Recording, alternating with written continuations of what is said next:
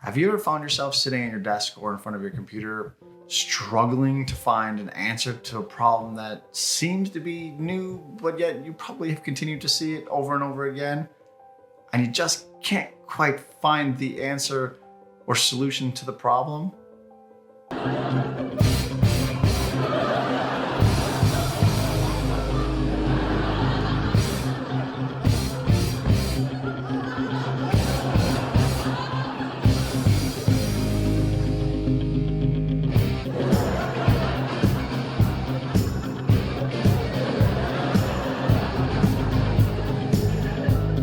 We've all been there. It happens. It's unavoidable. The more you work, the longer you spend in the office, the more these problems seem to happen. And the answers seem to be more and more difficult to find. I started training jiu-jitsu nearly 20 years ago. I've always been what I call more of a team sports guy. I never wrestled in high school or did any sort of fighting. If you've been in a combat sport, you realize quickly that losing is a lot worse in these sports than it is in sports like hockey, basketball, or even golf. In combat sports, losing means getting physically smashed. The fastest way to speed up the process of losing is to scour the internet, looking at YouTube, blogs, Instagram, you name it. And during this time, I actually was not only learning how to improve at jiu-jitsu and hopefully get smashed less, I was actually learning how to learn. I was learning how to take ideas from other people doing things that are similar to what I'm doing and sort of mushing them or mashing them together to make something that works for me. As I started to implement this into my jiu-jitsu, I realized I could do this in my career. I could do it at my own business, and I could do it in teaching. Because what happened was that the better I got at our business and the better I got at teaching, I realized I kept coming up with the same problems or running into the same problems, and the solutions I was looking for weren't really answering them the way I wanted to answer them. And then I started to realize the problem is because as I get better at these things, I actually became more siloed, and I found I was surrounding myself with the kind of people that also are like-minded. And so I needed to reach out. I needed to try something different. I needed to look into other industries.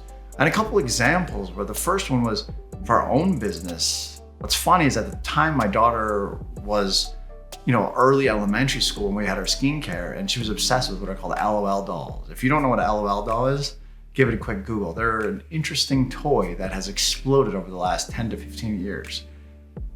But the way they did their packaging was really intriguing to me. And I thought about how influencers from adults do unpackaging. And I didn't obviously steal what LOL was doing, but it inspired me to make me think differently than how other skincare brands are approaching the sort of unboxing and packaging path.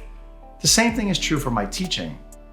I've always been good at lecturing, but I lacked at building lesson plans and how to build a class around an actual paper. And so what I did was I reached out to the education department to help learn how to build better lesson plans and a course. And then I also reached out to the English school, and I even reached out to the nursing school, and I took what they do in both of them and I sort of put it together to try to improve and become a better teacher, to bring ideas from outside of the Carlson School or the traditional business school.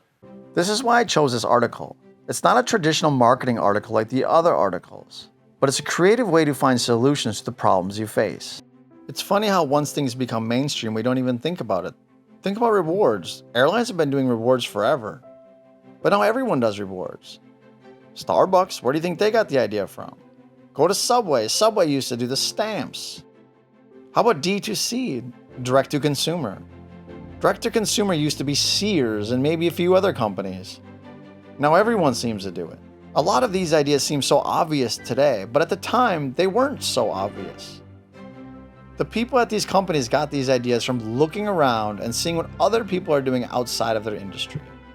Well, now that you've watched this video and finished the article, or you're gonna read the article, this article isn't specifically marketing related like the other articles are, but I wanted to choose something different, something that I think is a new approach to market research. It doesn't always tell you what your customers are looking for, But a lot of times you can look just around you and see what other industries are doing or other people inside of your company are doing outside of your department to gain new perspective and new ideas on how you potentially could reach your customers or find solutions to the problems that you're facing.